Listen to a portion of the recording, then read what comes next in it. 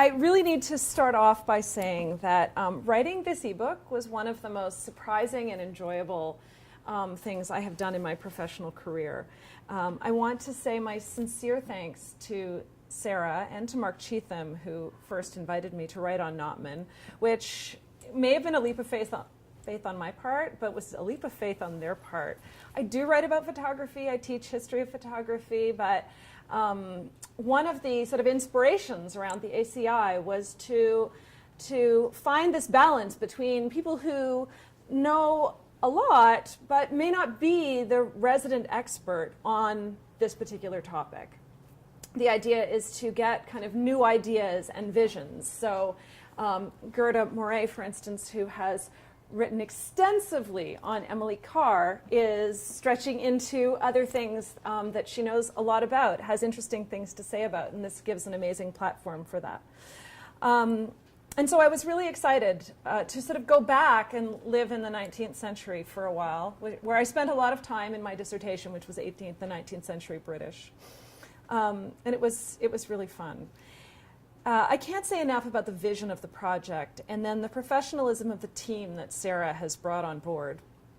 And I want to make a special mention of Avery and Ruth and particularly Meg Taylor, who was my editor and whose clear vision and enthusiasm for this project definitely made it a much better text than what it would have been without her.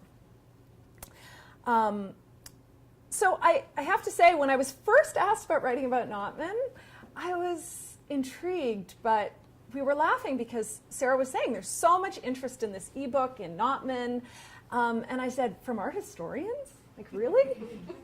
There is something about the bad rap that Nottman has that seems to be a combination of things. I think it's sort of a perfect storm of our sort of discomfort with Victoriana, which, as we were saying earlier, has really shifted in England, and maybe it's coming here.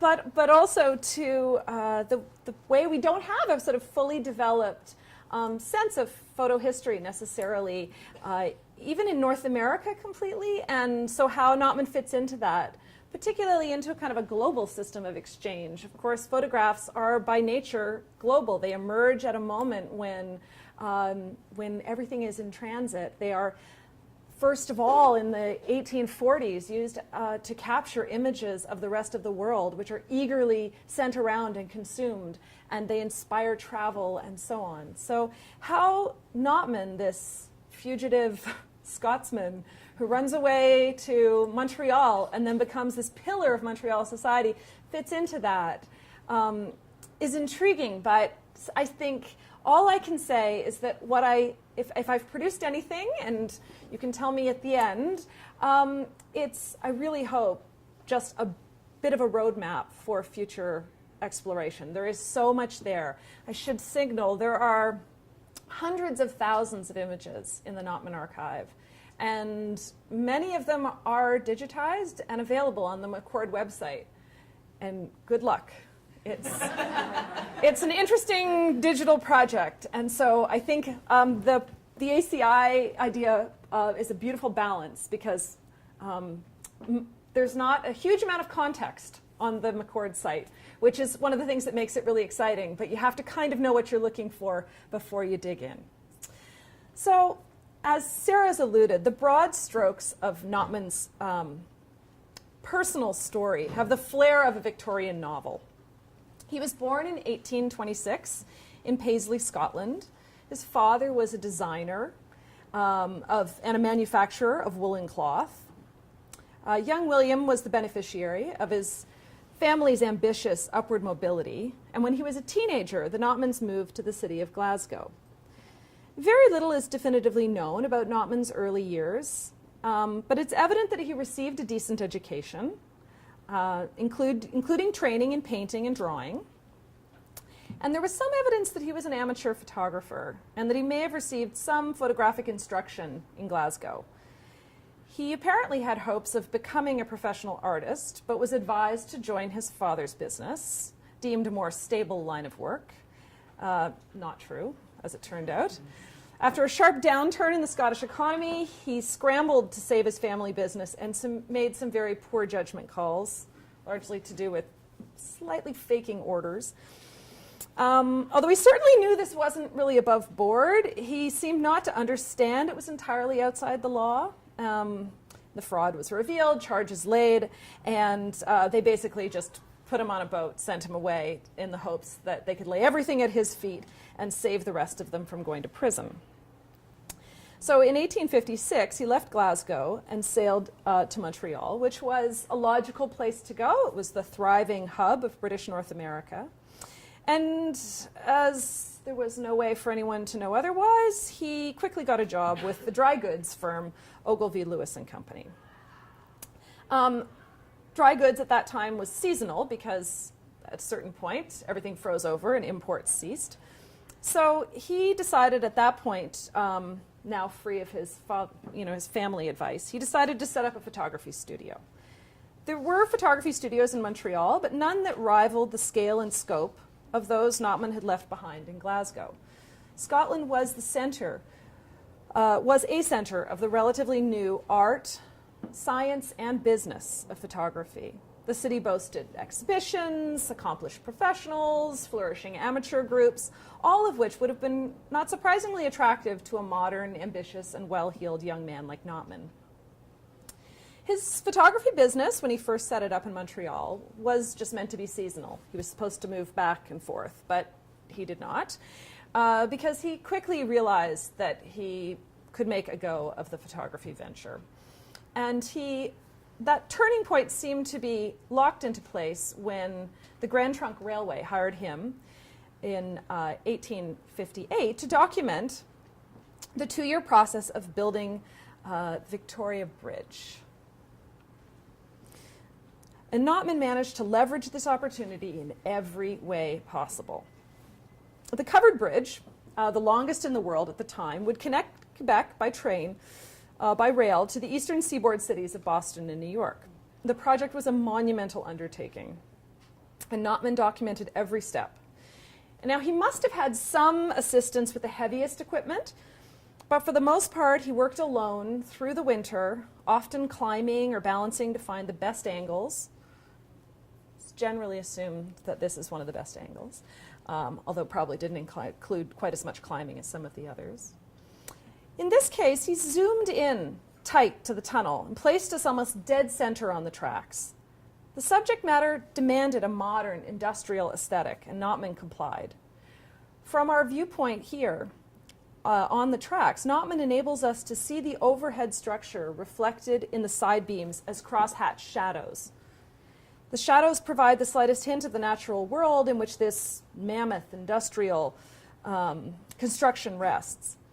And if the rest of this project wasn't hard enough, all through the process, Nottman would have had to use a portable darkroom because the glass negatives had to be developed before the emulsion dried on the plate. In the summer of 1860, the Prince of Wales came to Canada for the opening ceremony of the Victoria Bridge, and Nottman seized on this as a perfect opportunity to promote his work on an international scale. From the earliest days of his studio, he'd hired other photographers to help him fan out across the British territories and eventually into the northeast of the US to capture landscape views, either on spec or as part of a commission. Didn't really matter. In the long run, those images would go into the studio collection, a growing collection of photographs available for order to tourists, locals, and other studios. And from their own studio holdings, Nottman selected a range of large photographs and smaller stereographs here of Canadian cities and natural wonders, as well as some of the photographs of the Victoria Bridge. He created portfolios that were each set in an ornate maple box. One was presented to the Prince of Wales as a gift for Queen Victoria, notoriously fond of photography. And that copy has since been lost, but Nottman sent his copy to the International Exhibition in London in 1862, where it won a medal and garnered further press coverage. So family legend holds that the Queen was so pleased with that gift that she pronounced Nottman photographer to the Queen. There's no record of that. Not that Nottman would care. Whatever the source, Nottman adopted the slogan, even adding a portico to his studio. You can't quite see it here, but you'll see it in a later picture. He had the whole portico added so that he could have this installed on the frieze, photographer to the Queen. It's exhausting in some ways just to think of how much planning and effort went into just that one project over a 4-year period. But he didn't rest on that. Nottman worked equally hard on developing his social reputation and his connections in Montreal society. A significant number of Anglo-Montrealers hailed from Scotland, and many of these were ambitious entrepreneurs, like Nottman. These became some of his first portrait clients. Families like the Allens, who we see here, Master Hugh Allen in his finery. Families like the Allens would, from the records, it seemed, have several sessions a year with Nottman, producing keepsakes for the family albums or offerings to send back to relatives at home. This is another one from the Allen family, and here you can see the portico in full view. Keepsakes like this, winter scenes featuring the Canadiana of the sleigh, and of course the portico boasting photographer to the Queen, seems to hit a series of marks, save being a well-composed or aesthetically attractive photograph, of course. But the comfort of a familiar tribe, in this case the sort of Scottish crew who were his first clients, must have eased his transition, and his wife followed him quite soon after he arrived. But William Nottman also worked hard to integrate himself into the wider Montreal scene. He had no interest in being a kind of niche photographer. He changed religions. He became an Anglican. He rose to play an important role in his church. He bought a country house on the South Shore. He became an avid sailor, helping to found a local sailing club. And he became a major patron of the arts. He helped to establish the Art Association of Montreal in 1860, offering the reception room of his studio as a meeting space and later as an exhibition space. He further supported the association's activities by lending some of his own paintings, which was from a growing collection, and donating photographs for prizes. At a time when photography was still considered by many to fall outside the fine arts, Nottman's leadership was generous, savvy, and mutually beneficial. That same year in 1860, Nottman hired the established painter, John Arthur Fraser, to lead the business's art department, and a young Henry Sandham to assist. The department was responsible for painting backdrops, retouching negatives, cutting out individual figures and pasting them into composite groups, and hand coloring prints, fully painting prints.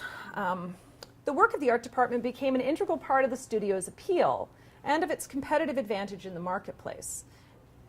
It enabled his studio to produce what was essentially full-scale oil paintings like this one at a lower price than if you went to the portrait painter. Nottman's team of artists also helped him address the challenge of effectively photographing sitters outside in the Canadian landscape, which, as you could see from the sleigh image, was quite a challenge. Together with his artistic team and his sort of more experimental scientific folk, it created this ingenious genre of winter scenes recreated in the studio, which are completely illusions, right? What seems like snow billows in ways that snow doesn't really billow, and we certainly know enough about what snow does. The space is really shallow, the backdrop is clearly painted, the light is perhaps too even, and the characters are very posed and definitely are not engaged in anything as sort of adrenaline pumping as a caribou hunt, which was the theme of this series. But Nottman was immensely proud of his innovations and his fabrications, and he set aside a special room in the studio for the purpose of experimentation. He and his team of artists created snowbanks around the hunters by fluffing lamb's wool and photographing it out of focus. To approximate falling snow, they would spray glass negatives with white paint, probably one of his less successful. one of Notman's most celebrated and eventually patented innovations was a plate of zinc polished to such a degree that it would appear to be ice. Hang on. There we go.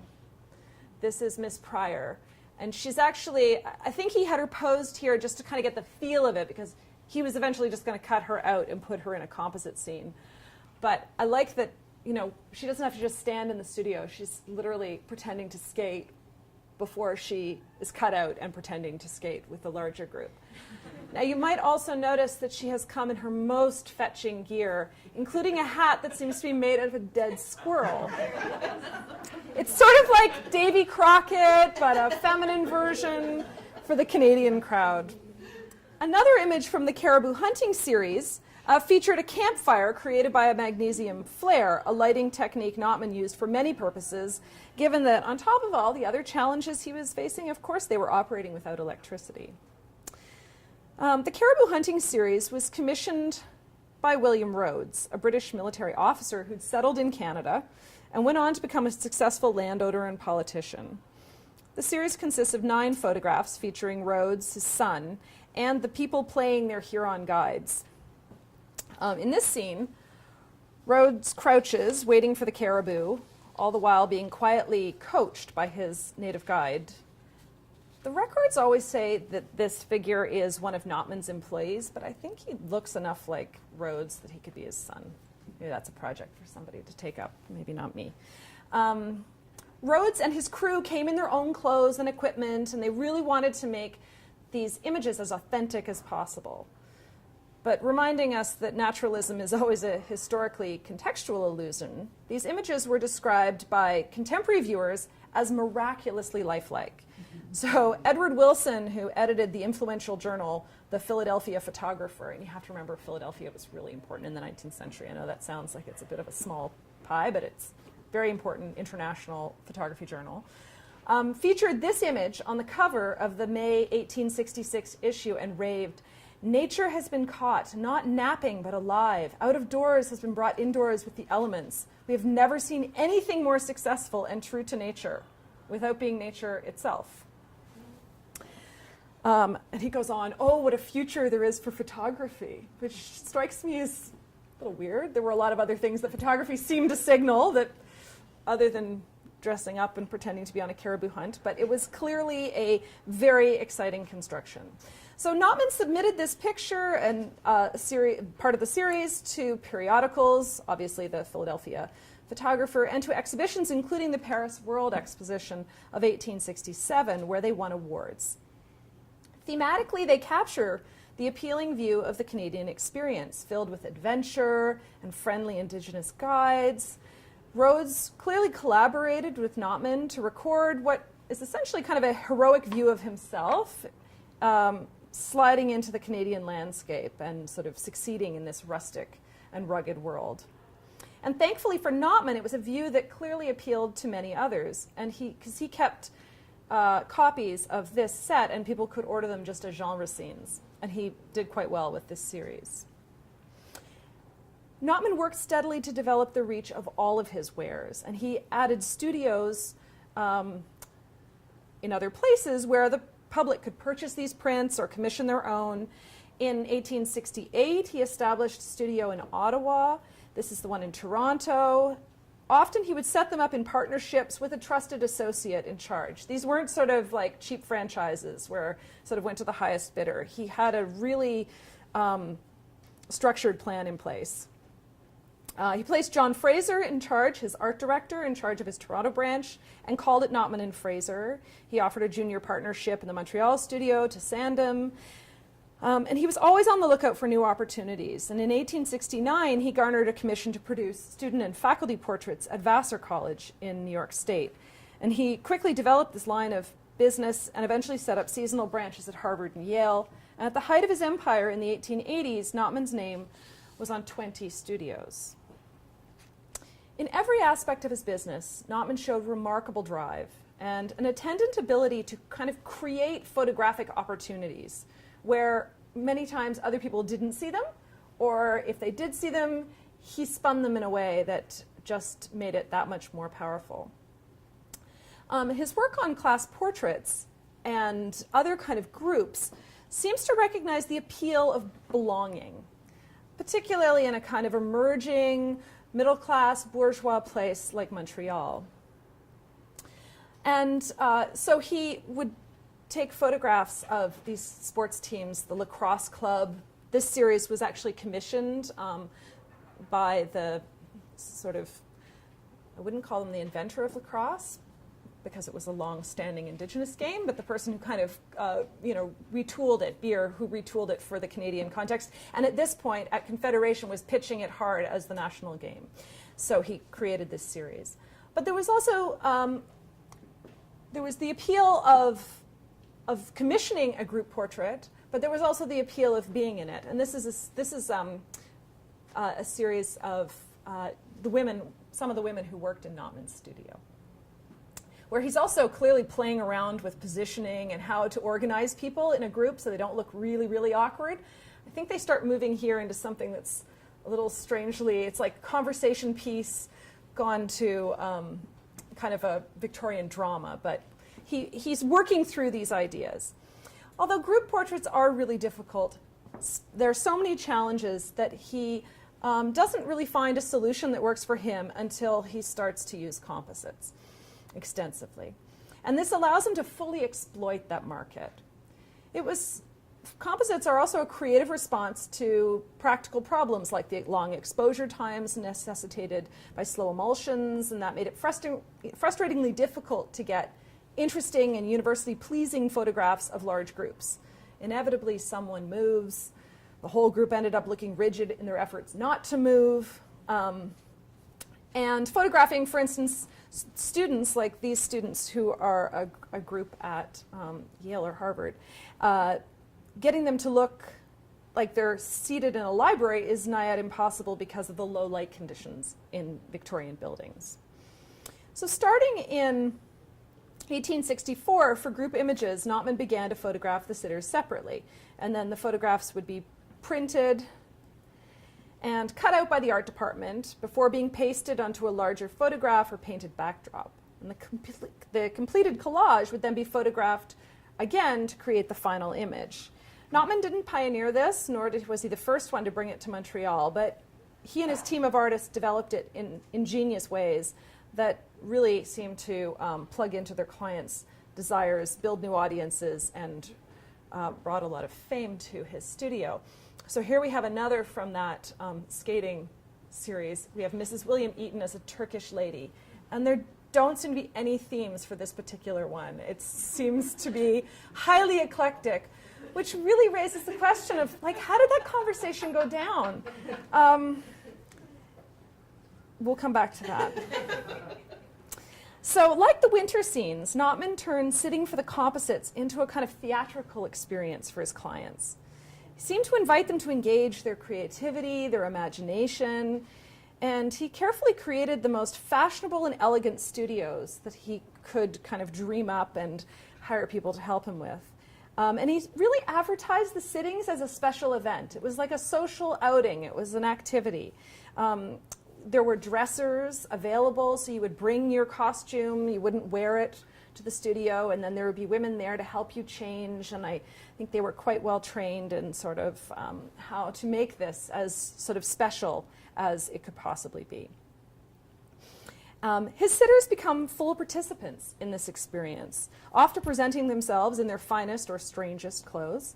And one of the long-standing uses of Nottman's photographs, even when art historians have been a little less keen, has been fashion historians, for whom this is just an unparalleled archive.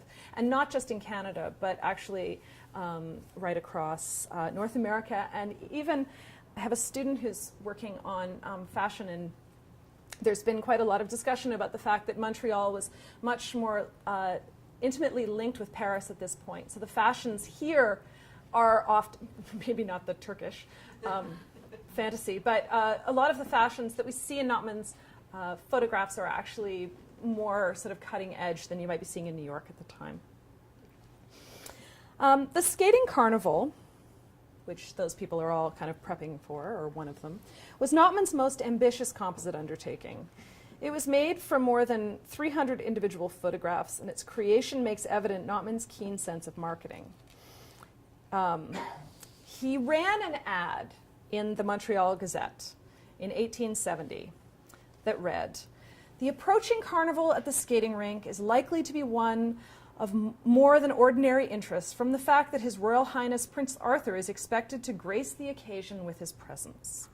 I have therefore selected this opportunity as one offering many advantages to carry out what has long been my intention, to get up an effective picture of the rink," which is capitalized for, I don't know, "for which I beg to request that you will give me an early sitting before or soon after the event is possible in the costume you intend to use on the occasion. The directors have kindly consented to give me every facility in their power so as to ensure a successful picture. Your obedient servant, William Notman." So in this picture, Notman mediates the often competing priorities of the group portrait by including a kind of lush and detailed representation of the elaborate venue, and by creating a convincing sense of perspective. Often in these kind of composite or group portraits, it's a very shallow stage. It looks very awkward. And he and the artists are really working on how you might create something that just feels different and kind of cohesive, as opposed to a complete sort of hodgepodge across the surface of the image. So this kind of structure enabled Notman to include many figures in the background whose faces are not clearly recognizable, yet who anchor the elegant clusters of recognizable figures in the foreground. This balance works best in an enlarged print like this one, which enables us to read the faces of the figures at the front, while still getting a sense of the pomp and circumstance of the occasion, one of many winter-themed events that provided a focus for bourgeois civic life in Montreal and also attracted visitors from other places. The skating party is about as high Victorian as you can get, and like many artists of this era, Notman's reputation waned in the first half of the 20th century as modernism really took hold. When Notman's photographs were reprinted or displayed in that early part of the 20th century, it was often for their subjects, rather than as examples of the creator's work. As artistic interest in photography began to grow in the mid-20th century, so too did Notman's reputation in positive and negative ways. The famed American photo historian and curator Beaumont Newhall proclaimed Nottman Canada's first internationally known photographer, but noted the importance of Notman's photographs was largely as a record of a past age and dying customs, something we often hear photography is in charge of. When the whole archive was acquired by McGill in 1956, even Maclean's, who helped pay for it, could only trumpet the gold mine of Canadiana with a really odd assortment of pictures.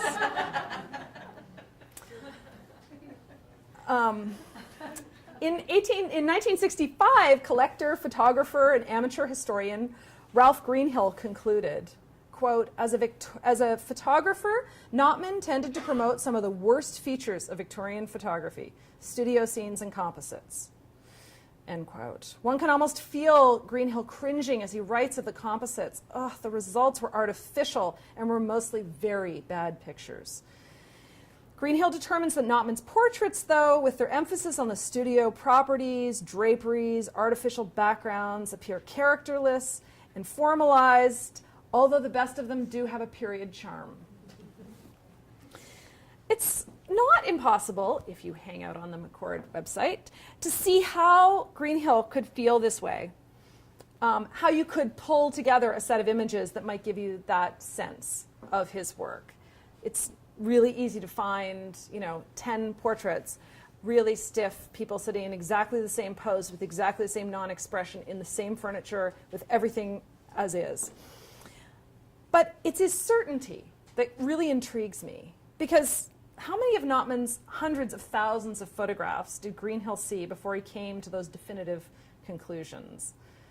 I'm curious about the idea of really just looking at the photographs and picking a selection of them without ever questioning the social practice of photography as it must have existed for the Victorians, why were people lining up to go to his studio? You know, why were they showing up and wanting, just fantasizing about being in this picture of the skating carnival? Those are just some things that one might ask. Lest I sound like an apologist, I should emphasize that there are an incredible number of stunningly beautiful photographs in Notman's oeuvre. Many that, like the Victoria Bridge photograph I showed you, are quite easy to fit within our own modernist aesthetic, like this portrait of 8-year-old Harriet Frothingham on the porch of her family's country house.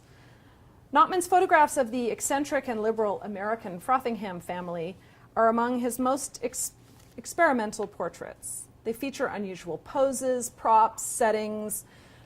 We can only speculate how much was suggested by Nottman and how much by the sitters themselves, but it's fair to say that Nottman and the Frothinghams made quite a team.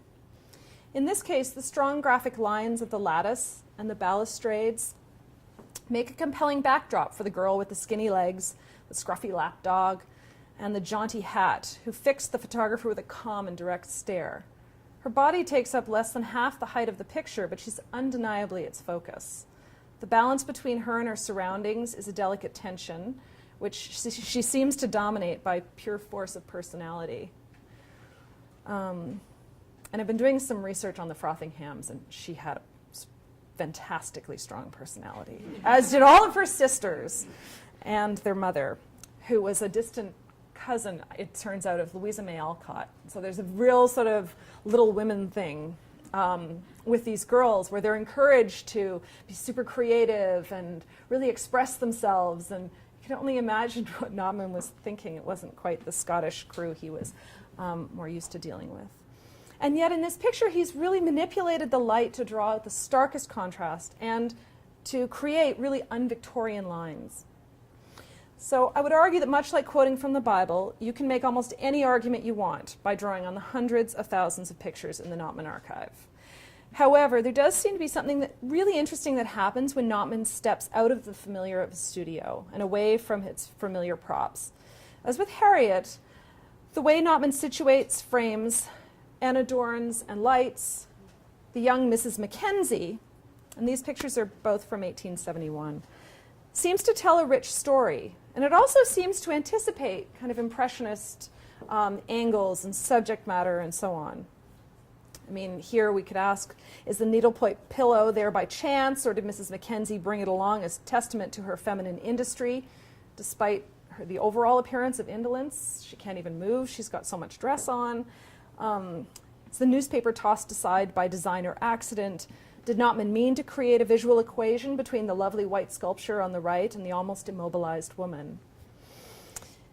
These are just beginning questions. Increasingly, scholars and historians of photography have come to consider photographs as the product of often complex social encounters, rather than as the product of specific choices made by the photographer, especially when those choices are pretty hard to retrieve after, centuries. This would be a particularly useful way, I think, to think about Nottman's work. Stepping back and examining the wider context in which Nottman functioned enables us to take seriously the commercial and often collaborative context in which he worked. Most of the images he made were commissioned by others, and the final appearance of such images would necessarily have been the product of some kind of negotiation between Nottman and his client. And I don't see this as something that takes these out of the world of art. Nottman presumably had his personal aesthetic preferences, but these pale in comparison to the impressive aesthetic flexibility he displayed across various subjects and over the course of his career. His creativity in working within different parameters to create memorable photographs in everything from landscape to portraits to industrial photography to all the strange genres he created for himself is really one of the most significant aspects of his work. Although photography was his medium, Nottman's significance can't be limited to that of photographer. He was a visionary, a facilitator, the creator of a brand. The key to his success was his skill in various things, one of which is creating teams, like selecting staff, bringing people in as collaborators for things that weren't his area of expertise. And he recognized the importance of fashion, of theatricality. He leveraged class distinctions and the draw of celebrity wherever possible. He encouraged technological development and ensured that everything he worked on received as much extensive publicity as humanly possible.